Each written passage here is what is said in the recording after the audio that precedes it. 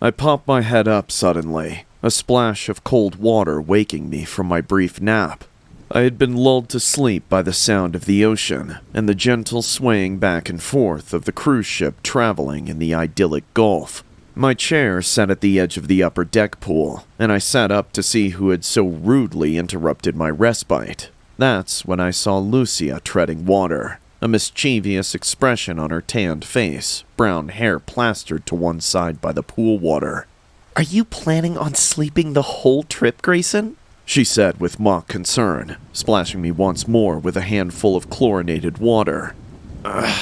Babe, we were up until 1 a.m. last night. I groaned, silently cursing whoever thought to put 24-hour bars on board of this godforsaken boat. She was right, of course. This trip had been my idea. I had just managed to make a nearly $5 million sale back in Medina, which perfectly coincided with our 3-year anniversary. Lucia never much liked the ocean, but she knew I had always wanted to take a cruise, so we couldn't pass up this chance. She spent so much of her time in nursing school that we rarely had a chance to just relax together. I shouldn't squander it by sleeping. "All right, I'm up," I said, stretching as I stood, feeling a concerning number of vertebrae jump to new positions in my back. I sunk into the pool, letting the lukewarm water wash over me. I couldn't remember the last time I had even had time to nap, I thought ruefully. Between renovations, tours, and closing, I was on the run every day of the week, all day long. I felt a drop of water hit my nose and turned to see if Lucia was screwing around again. To my surprise, she was doing laps, oblivious to me. I glanced upwards and saw a front of unfriendly-looking gray clouds pushing forward. The rain started slowly but began to pick up as the wind rose. Lucia and I got out of the pool when the lifeguard whistled, bringing an end to our aquatic frolicking. "Seems funny, doesn't it?" Lucia said with a smirk. "The rain?" I asked, slow on the uptake. "No, I mean closing a pool because of the rain." She chuckled. "I mean, it's all water, isn't it?" I smiled, happy to see that she was unbothered by the sudden change of plans. They were probably more worried about lightning than anything else, but I didn't feel the need to correct her.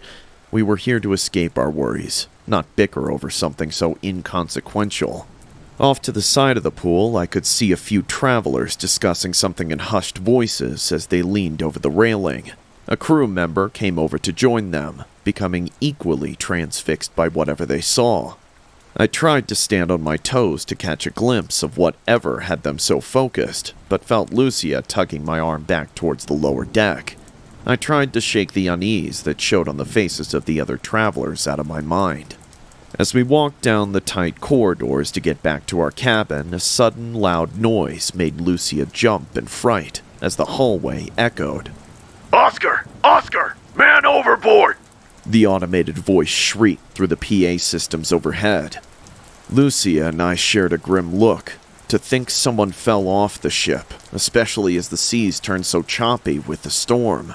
Then again, the possibility that he jumped, or worse, nagged at the back of my mind.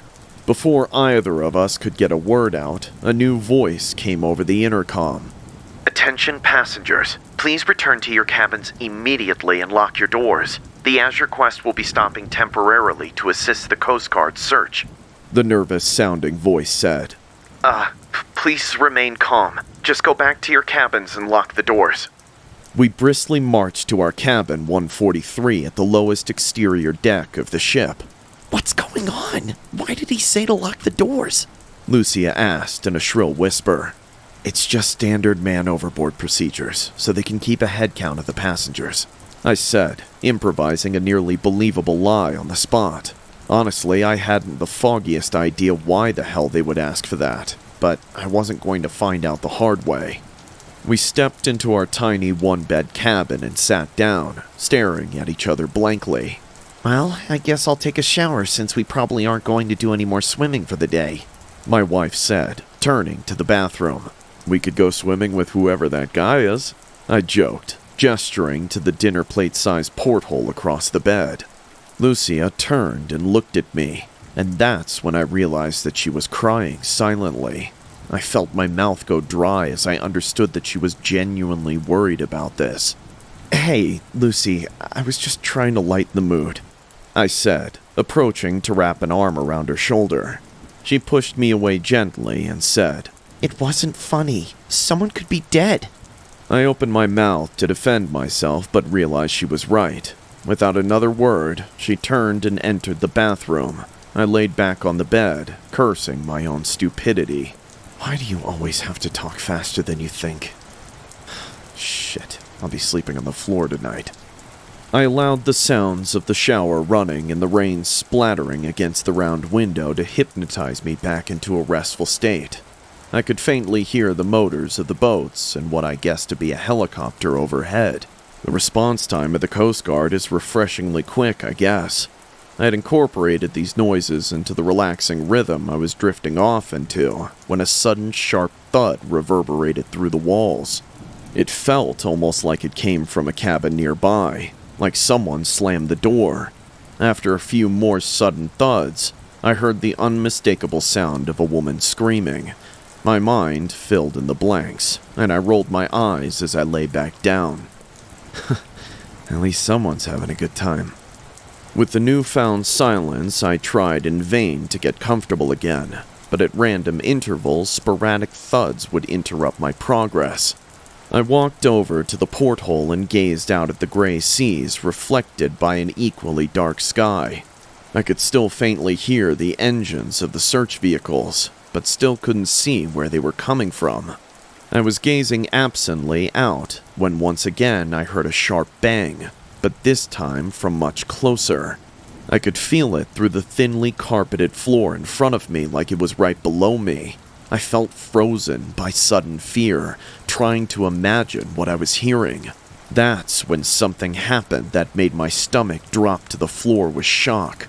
A hand slammed against the porthole in front of me. I jumped back, my soul leaving my body as the clammy gray hand pounded against the glass. I could hear Lucia, dripping wet, emerging to see what the commotion was, before yelling in abject horror at the sight before us. The hellish, dead-looking arm tightened its hand into a fist and began striking the pane of laminated glass. We backed away slowly, pressing our bodies against the cabin door, shrinking as small as we could. I could hear Lucia frantically praying a litany in a hushed whisper. I just stared in shocked silence. The fist was bloodied now, the index finger hanging at an obscene angle, knuckles cracking with each punch.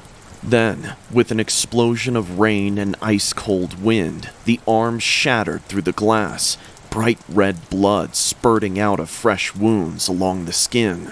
Then, in a deft, almost rehearsed-looking move, it placed the palm on the edge of the porthole and climbed up as though it was a rock wall. I could vaguely make out the body as it slithered past against the window. It looked to be a well-dressed man, covered in bruises and cuts, the suit hanging off in tatters. As it placed an ashen, nearly toeless foot through the porthole, I could hear a loud banging and more distressed shouts coming from above our cabin. The thing is climbing up the side of the ship! I looked over at Lucia, her face a mask of disgust and fear, and at that moment, I knew what I had to do. I ran forward, swallowing down my own terror and dread, letting out a shrill battle cry as I thrust my right hand out like an amateur football player within feet of the end zone. I felt my hand slam into the ankle of the waterlogged zombie creature and felt the squishy pale flesh slough off at my touch, my palm stomping against the cold tibia. I almost passed out from sheer horror, but before I did, I saw the bedraggled, gory body tumble off the side of the ship, landing with a splash in the seas below. I sat down, nursing my arm which had been severely scratched by the broken shards. Lucia ran over and began using her towel to mop up my bloodied forearm. I started to thank her when a new sound once again interrupted. This time it was the unmistakable sound of a high-caliber gun firing. A few bursts of machine gun fire tore through the storm, accompanied by the chopping of rotor blades. They were shooting into the water and probably fired a few hundred tracer rounds. When the lockdown was lifted by the captain, we were moved to a new cabin. I didn't explain why the glass had been shattered, and strangely enough, the crew didn't seem to mind. Apparently, the Coast Guard had been unable to recover the body, and they claimed it had been a suicide. As for the gunfire, the captain explained to a gathering of concerned guests that there was coincidentally a speedboat that was approaching, which the guard claimed to have reason to suspect as pirates. The fires we heard were merely warning shots, nothing to fear. We haven't shared the story with anyone. It seems so unbelievable, but I don't think that thing was human. I felt an instinctual fear of that thing, whatever it was. It was able to punch through the ship's porthole. Those are made to withstand immense pressure.